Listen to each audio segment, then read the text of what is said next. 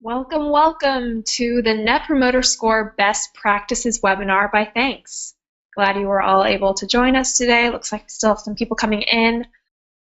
Let's get started with some intros. My name is Margaret Link. I do content and product marketing here at Thanx. I'm joined by Erin Newton, Head of Product at Thanx, and Caroline Jaquist, who heads up our Merchant Success team at Thanx. We're all here today because we're huge customer feedback advocates, maybe even customer feedback nerds, if you will, and we're on a mission to help you connect with your customers in a way that drives brand loyalty and contributes to your bottom line. So a little background on Thanx. We're a loyalty program for brick and mortar businesses, but the thing that we really specialize in is making sense of your customer data. The type of data that we'll be talking about in particular today is the feedback that you get from your customers. So our goal for this webinar is to help you learn about how to interact with that customer feedback in a way that measurably drives business results.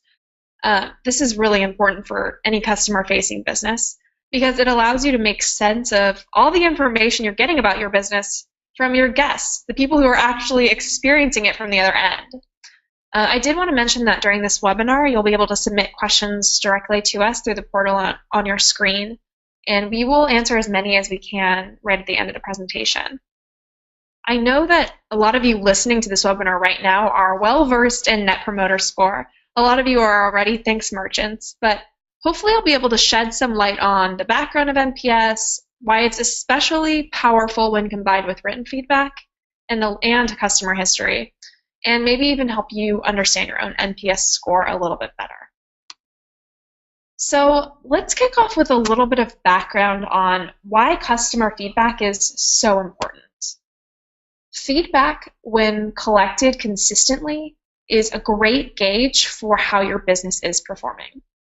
Aside from that individual piece of feedback that actually helps you identify an issue, an example of that actually is one of my favorite Thanx stories. One of our merchants had just gotten new patio furniture, and they got some feedback from one of their longtime customers who had left multiple pieces of feedback over the years. And she said, "Your new patio furniture sucks. It's uncomfortable. I hate it." And so they were actually flagged when they saw that this longtime loyalist had left a bad review. They checked it out. They actually sat in the patio furniture, and they were like, "Yeah, this is awful." And so they went and they replaced it. So sometimes feedback on the individual level is actually actionable, but usually in that case, it's because of the context. So stepping back and getting even more context, such as tracking your feedback over time, you have this whole story made up of data points, this aerial view of your operation, telling you where your operation is improving or maybe even where it's suffering. The really challenging thing about feedback is collecting it. Businesses have always struggled to get meaningful, honest feedback that can help them improve service for their customers. And the thing about customers is that they're people. They don't like long, difficult surveys. And as much as we'd like to learn everything that our customer felt about their experience and how it relates to our business, customers typically don't want to spend a lot of their personal time going out of their way to give you feedback. But obviously feedback's really important, so in pursuit of that feedback, we continue to ask. We give online surveys, we tuck little paper surveys into the bill, or some managers even scan their Yelp pages for meaningful customer sentiment. But what's the result? A few scattered pieces of usually either really effusively positive or really negative feedback, and there's not really necessarily a way to respond or even to visualize that data. The bigger problem here is that without context, sporadic customer feedback doesn't really mean much. I talked earlier about that example, that customer feedback that was immediately implemented and was hugely valuable, but that feedback had context. We knew that this was a customer that had been to this restaurant a few times. And so that individual piece of feedback we referenced earlier was helpful, but it was because the restaurant knew who the customer was and they had a history of previous reviews. Furthermore, it's hard to gauge how your business is doing from qualitative feedback. even when it's constructive and ends up being valuable. So let's step back a few years. In 2003, Bain and Company boiled down feedback into one question, what is sometimes referred to as the ultimate question. And you've probably seen this before, definitely if you're a Thanx merchant, but on a scale from 0 to 10, how likely are you to recommend this business to your friends or family? And based on that question, you get that immediate, granular, and tangible feedback about how your guests are feeling about their last transaction with you. So from their responses, a numerical score is generated. And because it's a number, you can measure your performance in a quantitative way and actually accumulate enough meaningful data to make business decisions. So what's perhaps a little bit unintuitive about Net Promoter Score is the way that it's measured. So you can see this 0 to 6 on the screen. Those are your detractors. This is someone who, if asked about your business, probably wouldn't have that much good stuff to say. They're not actively sending people to your business, and in fact, they might actually be deterring new people from visiting. This next little section, the 7 to 8s, these are neutral or passive people. They don't feel strongly either way, and they're probably not driving new business. But 9s and 10s, these are your promoters. These guests are actively driving people to your business, and they're enthusiastic about what it is you're offering. These are your superstar customers, and they rule. But this matters because your promoters are incredibly valuable to your business. Among them, you find your happiest customers, your biggest spenders, and your most vocal advocates. But this matters because there are actually business implications for these promoters. They spend 21% more each year. They are 8% less likely to churn from your business, and perhaps most impactfully, they actually bring their friends. Your promoters account for 80 to 90% of referrals. So that's why it's incredibly important to identify these customers and keep them happy. But let's talk about a dark scenario. So one of your loyal promoters, they've given you 9s and 10s, they had a bad experience. They've been happy up until this point, but maybe something didn't go right for them. You know, it happens. And then they leave a bad review. This is honestly a good case scenario because feedback can be received moments after service. You can quickly identify an issue, and then you can placate that disappointed customer. And since you have feedback history, this is someone who's consistently left feedback 9s and 10s, you can make sure that when someone like that leaves bad feedback, it's addressed before they churn. A promoter with multiple poor experiences visits half as much after 5 months. So it's really important to make sure that your promoters are happy and that when they leave bad feedback, it's addressed immediately. However, feedback isn't just about finding your superstar customers. There's actually really no downside to asking for feedback or Net Promoter Score and making it quick and easy for customers to respond. So customers who complete a survey are 7% more likely to return to you in 2 months, simply by engaging with you. They're just completing a survey, that's all they're doing, and you've increased their brand loyalty. It goes back to that thing that customers are humans. They want to be heard, they want to feel like you care. So simply asking for feedback consistently can drive increased business. Now, take it a step further. If you respond to that feedback in a meaningful way, you're in business now. You've just increased a customer's likelihood to return in 2 months by 14%. So hearing that feedback, taking it in, and then responding in a meaningful way is actually huge for your bottom line. And so if that feedback merits some type of reward, maybe they pointed out something that was incredibly important, and if you have a good way of doing that, if you have a good way of granting rewards, it's a great way to get customers to come back. Actually increases their likelihood to return in 2 months by 22%, which is huge. So it also helps your customers feel like they're appreciated, and it just builds brand loyalty long-term to interact with your customers in that way. So I want to take all those concepts and kind of roll them together. At Thanx, we ask your customers for feedback immediately after they transact with you. So as soon as we detect a transaction, they're getting a push notification on their phone asking them that ultimate question, that NPS that we went over earlier. How likely is it that you would recommend this company to a friend?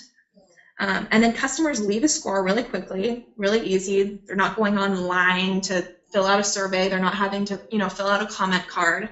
And then they're prompted to leave some additional feedback, so maybe some commentary on why they left their score. As a merchant, now you can see that data in real time on your merchant dashboard, and then you get that important context that we talked about earlier. You can see where that piece of feedback falls kind of in the grand scheme of things. This is all available to you on your merchant dashboard whenever you log into Thanx if you're a Thanx customer. But I don't want to dive too deeply into the particulars of the product. That is Erin's job. So I'll hand it over to Erin now to go over new features and product updates. Thanks, Margaret. Margaret's done a great job of giving you an understanding of what Net Promoter Score does for anybody that uses it, whether at Thanx or elsewhere. I'm going to spend just a couple of minutes talking about what Thanx really does with that product to make it more accessible to both you and your customers. Of course, as she's already shown, it starts with the consumer's experience. They make a purchase, they get a notification that's timely and relevant, they engage with that purchase, they leave ratings. Sometimes they leave written feedback too. This can result in a lot of positive and potentially actionable negative feedback that you need to respond to very quickly. The Merchant Dashboard is a great place for you to go and to understand what the impact of all of this data really means. Walking you through what you see on your screen now, in the upper right-hand corner you can see the actual score for this imaginary merchant at this moment. They have a 79. That is a possible score out of -100 to +100. That's just how Net Promoter works. If you have a positive score, it's highly correlated to whether or not your business will grow. And so maintaining a score is a really important thing for you to do. It's an indicator of whether or not you're doing well. The next thing to notice is the histogram of what that score has done over time. Here you can see this merchant has actually maintained a fairly consistent score, except for about a year ago when they had this dip. What's that about? How do you understand what is going on so that you can act to rectify whatever it is that's driving negative customer sentiment? Down below the graph that shows what your NPS score is over time is the actual feedback that you're receiving. What we've done is we've applied a lot of statistical analysis to the data that we capture across all of our merchants to create a proprietary algorithm to identify the most important feedback for you to engage with. This is the checkbox critical and important. But if you are looking at all of your content, you'll see that there's a vast majority of them will be positive, especially with a score like 79. Diving into the actual content of each individual message provides a lot of value to understand why that graph above it looks the way it does. Another thing you can do is select an individual location. When you do this, you see the comparison of that location's NPS score over time relative to the merchant itself. It's often the case that these look a little more volatile because there's just less, like if you have 10 locations, there's 10% of the data. But there are times where the location will genuinely be struggling in a way that stands out here. If you look at this particular location, you can see that about 6 months in, they actually were performing 10, 20% lower than the merchant in general. And then in the last 3 months, they had a pretty significant dip. If you look at the content below, now you're actually looking at specific location data. This ratings now are only that location. And so you can look for problems in the feedback that you're getting. Maybe you've got a new general manager that just doesn't get it. Or maybe you've made some change at the location that's unique and it's making that one location suffer. When you click on a piece of feedback, you get an interface that gives you a lot of context about what we've written. Here we have some positive feedback from a customer who consistently gives positive feedback. In the upper right-hand corner, you can see some information about what that customer is like. Since they joined the program, how much money have they spent? How often do they visit? And what's their average check? You can get a sense of who you're looking at beyond just what they wrote. This is the kind of thing you can't get by looking for feedback on services like Yelp, but also even from like a card that might be given. This is a true understanding of why this customer is an important one for you to pay attention to. Over on the left-hand side, you see what they actually wrote. Excellent food, great service everywhere. Greatest service anywhere, sorry. And you can write a response to this customer. We consider it a best practice for you to engage with customers, even if they're giving positive feedback. Maybe you don't reply to every single thing that they submit, but you need to send a message every now and then to make sure that they understand that you're paying attention, that you're listening. You can also mouse over the historical ratings over on the left to see what they've been writing about. It's pretty common for customers to be really happy for a long time and then to start trending downward because of a change. Maybe their favorite menu item got removed or changed, or the portion size got smaller or something like that. And if you look back over their historical feedback, you'll start to see why that customer is trending in that way. And engaging with them in the system allows you to at least sympathize with where they are and explain maybe why things are the way they are. Going back to the interface here, I want to highlight that critical and important checkbox. When we identify feedback that we think is highly correlated to risk, that that customer is about to leave, or that they are trending downward in a way that now is the time to act, we flag it as either critical or important. And those two things are just a matter of severity. Important feedback represents a customer whose sentiment has declined in some meaningful way. But critical means that they were previously a really happy customer, but something bad just happened. It's maybe the difference between someone being dissatisfied with the quality of the onion rings over the last 6 months and another customer finding a thumbnail in their soup. So if you need to limit the amount of feedback that you're engaging with, because there's a lot of it, we highly recommend that you use this filter to make sure that you act on this feedback on a daily basis. Last thing I'll show is we now have a report card that allows you to see how customer sentiment differs across all your locations. One of the things that we do recommend is that you engage your general managers with this data and even delegate some of the authority to engage with customers at their locations. And so down below you can get a sense of whether they're doing it or not. Are they engaging and responding to their feedback? And how long is that response time? So this is an overview of what the product does today. What you do with it is really up to you. But with that in mind, I'm going to hand it off to Caroline. Caroline, she has been working with our customers and this data literally for years and has developed a playbook of best practices. Great. Thanks, Aaron. Appreciate the introduction. So my name is Caroline Jakewitz, and I am the head of merchant success here at Thanx. I'm super excited to be here today and talking about this tool because I truly believe it is one of the most impactful tools in the customer engagement arsenal. The partners that I work with that really powerfully leverage Thanx are using this tool every single day. And I've had the great opportunity to work directly with a lot of our partners in this tool over the last few years. And in doing so, have developed some really powerful best practices that I'm going to walk you through right now. So just some kind of overall guidelines to think through as you approach what your feedback strategy is going to be. Like Aaron said, responding to feedback quickly is actually quite important. Real time is great if you can get that, but the reality is that you might not have the resources to do that. But do try to respond to feedback within 2 days if possible. If you let that stretch out too long, if you start hitting the weeks and months range, responding to feedback at that point almost upsets the customer because it signals that you weren't prioritizing what they said to you. The next is, like I mentioned before, sometimes resources are strapped, so you might not get to respond to each and every piece of feedback. So start with the critical and important feedback first. Get to that first thing and then move on to the positive feedback. And then finally, before responding to feedback, make your response powerful by reviewing the customer history.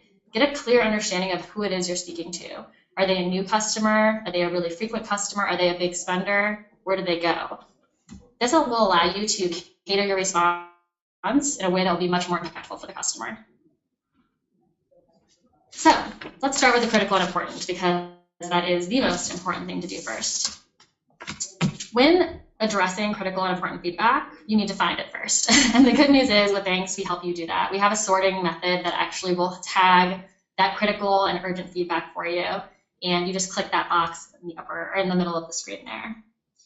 And addressing this effectively really impacts the customer's value to you.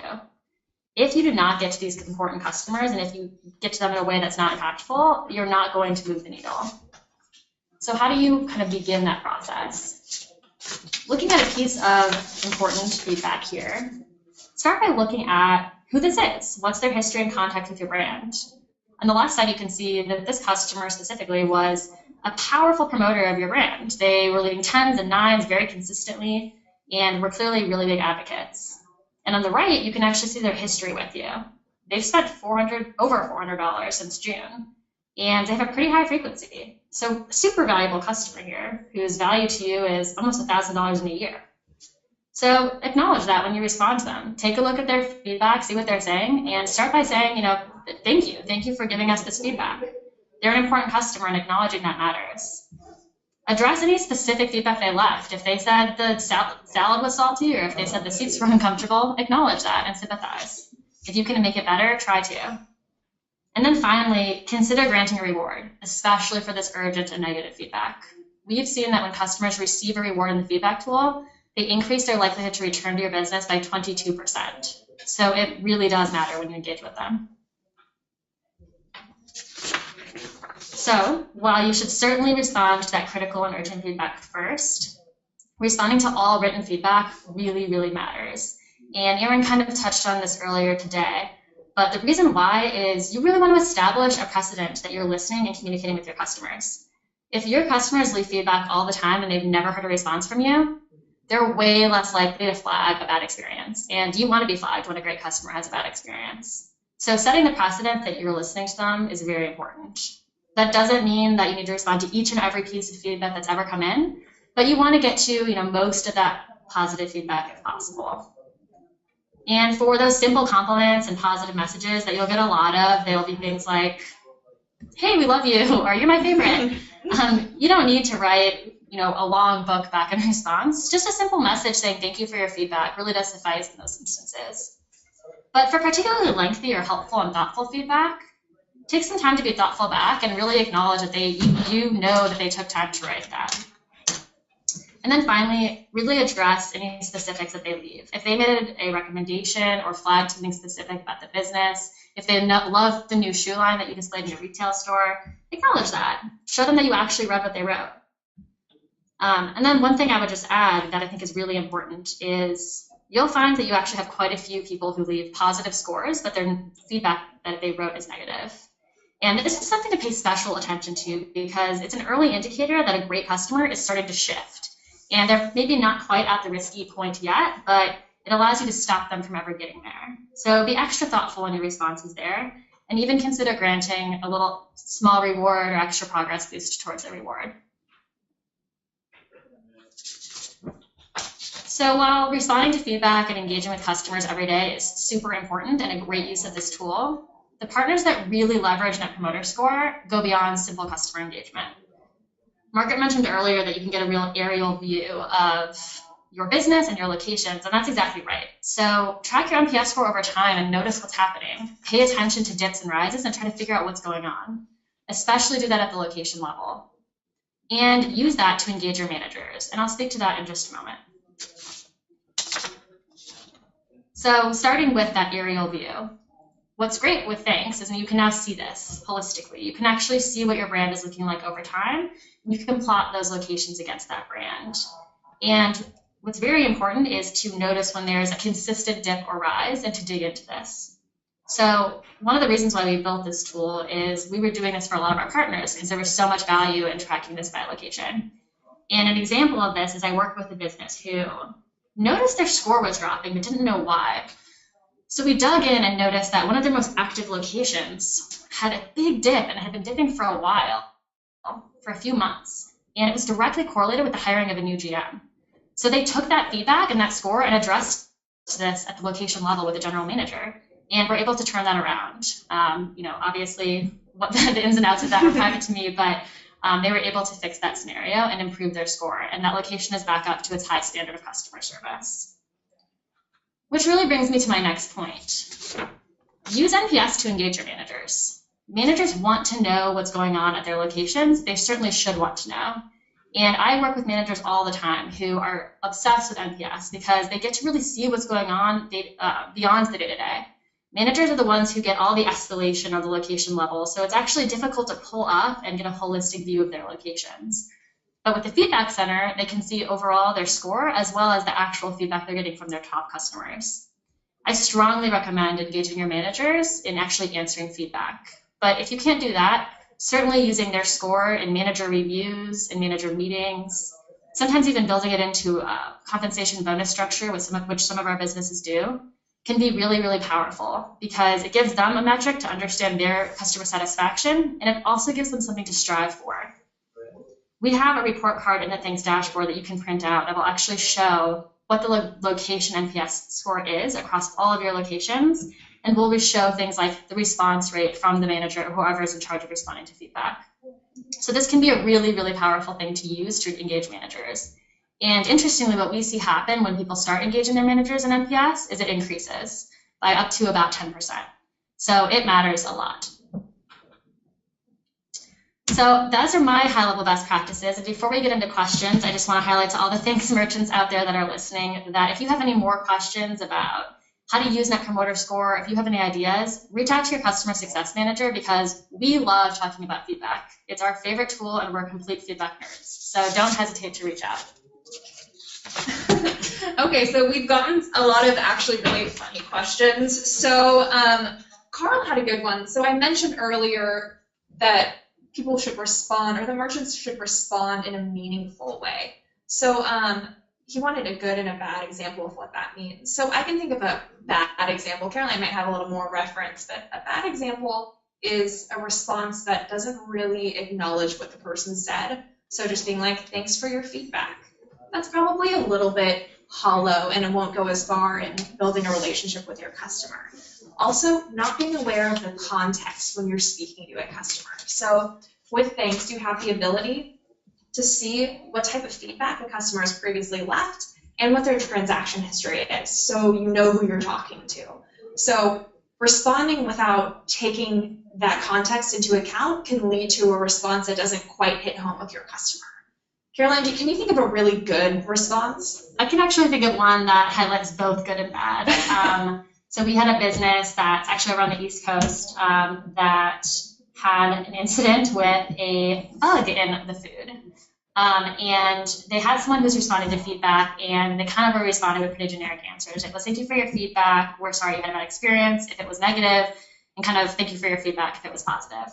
And so this customer left a piece of feedback that said, there was a bug in my food. And that's what they wrote at first. And they were angry. The customer was very upset that that's what they got in response.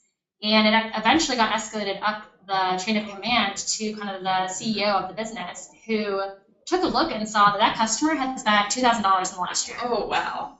And they reached out again and said, we are so sorry for this awful experience. We see that you've been in our business a lot. You know this is not our typical standard, and we want to give you a $100 gift card.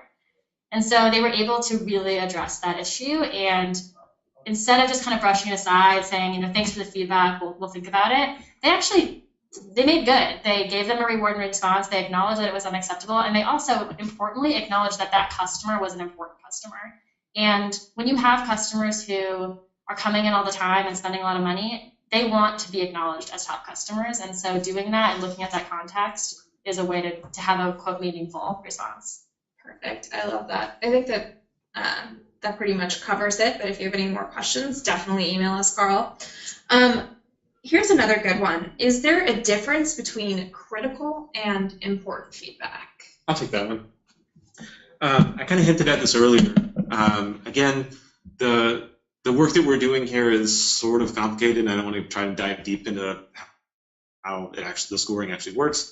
But what we take into account is, again, how far the customer sentiment has traveled. If they were previously a really happy customer and now they are not just a little less happy, but they are angry, we tend to try and really raise that to the top. And those are critical.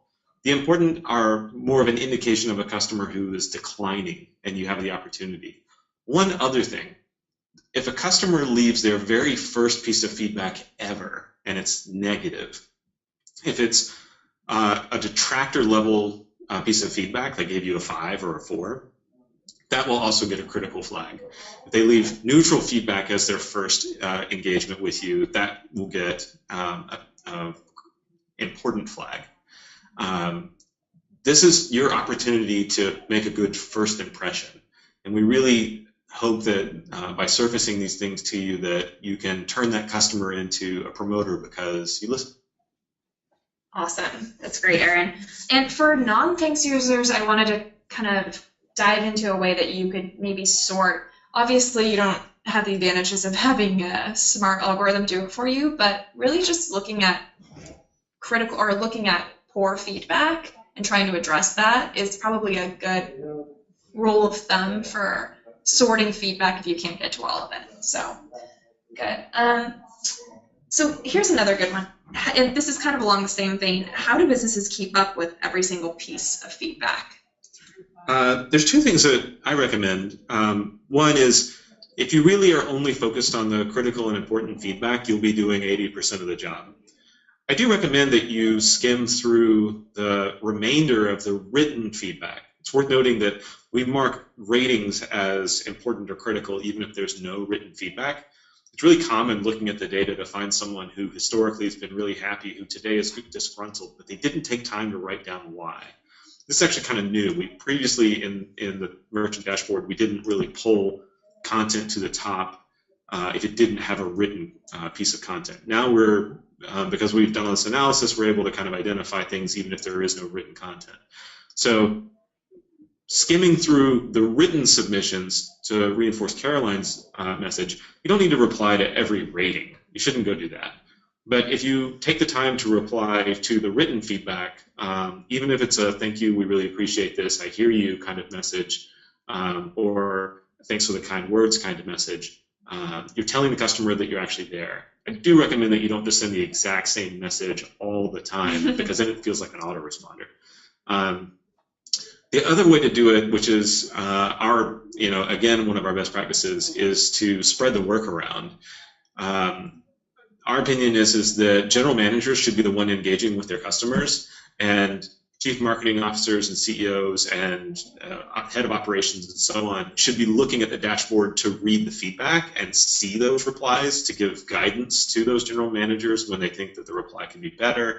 But as your loyalty program continues to draw in more and more consumers, and as those consumers learn that this is a viable channel to reach you, you're just going to get more of it. It's not going to be overwhelming, though, if you make this something that your whole organization is engaged with. Definitely. And just to piggyback on that, I strongly recommend, if you can make it work, really engage those general managers and managers into the feedback process, because it's just another great way for them to be engaging with your customers and to know what's happening at their locations. That said, I certainly work with extremely effective users of this tool who have someone who kind of does customer support or guest services or something like that, and they often are the ones kind of overseeing the whole process. But what they'll do is kind of share when something particularly stark comes out, whether it's really positive or really negative, and still share the overall score with the GMs. And so it really just depends on what works best for your business, but certainly spreading out the work is one good way of doing, kind of reducing the burden, so to speak. Perfect. Thank you, guys. So I think we're going to go ahead and wrap it up. We have some questions that some were individual, so we'll make sure we get back to each of you individually. And for anyone else who has additional questions or comments, you can contact either myself, Margaret at Thanx.com, or Caroline at Thanx.com, and we'll make sure that we get any of your questions answered. Thanks so much for joining us, and hopefully we have more fun and exciting webinars for you in the future. Thanks so much.